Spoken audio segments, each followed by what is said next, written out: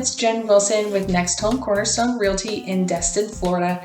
And today I wanted to kind of talk about the difference between warrantable condos and non-warrantable condos.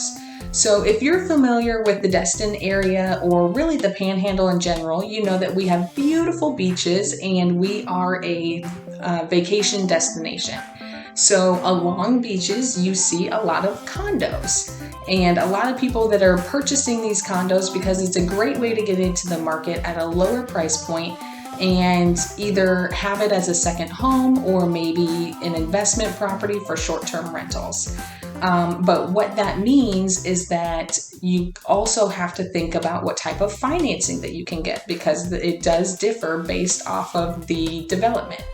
So the easiest type of property to get into would be a warrantable condo.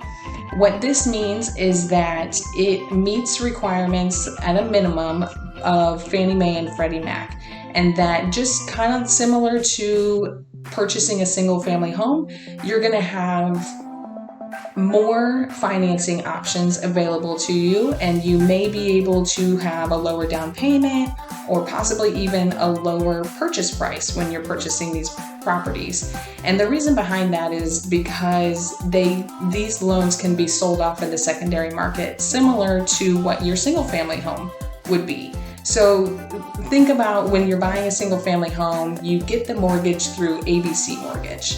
But then eventually you're paying your payment to XYZ Mortgage. That typically means that it was sold off in the secondary market.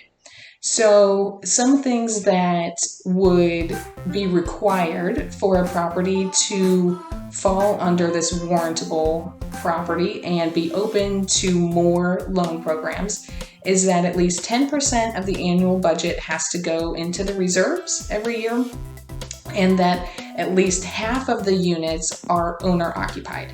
So being that we're in a vacation destination and a lot of people have either second homes or investment properties and condos, you can imagine that the majority of properties are going to fall under the non-warrantable category. So unfortunately, there is not a public list available to check if a development is considered warrantable or non-warrantable, but your local realtor or local lender should be able to help you figure that out or not, and then be able to guide you into a lending program or lending portfolio that would work best for that development.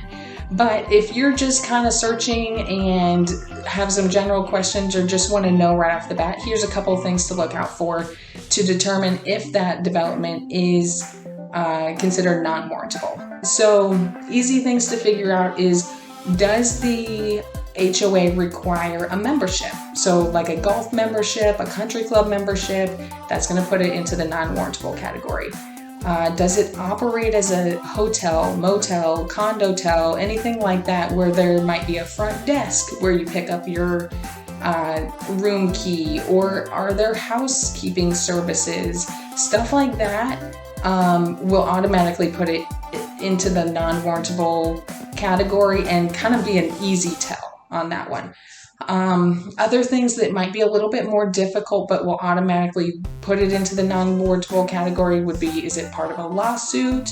Are there manufactured homes in the development? Or does a single person or business own more than 10% of the development? So just because it may not have that front desk and it seems like it would fall into the warrantable category, that's where it really helps to dive into the HOA information or have your realtor dive into the HOA information or your lender and really see, what is the ownership made up of? Because if it is considered a non-warrantable property, you want to know that right off the bat, not 3 weeks into doing the appraisal and working with your lender and trying to, get financing just to find out at the very end that they don't have the product that you want. Now, with that being said, you can still get financing on non-warrantable properties. It just means that you're going to have to find a lender that has what's considered a portfolio loan, where they're planning on keeping it in-house. So essentially you get your loan through ABC Mortgage, and you continue to pay ABC Mortgage or bank throughout the entirety of owning the property, or one of their servicers. So they're essentially not selling that loan off on the secondary market.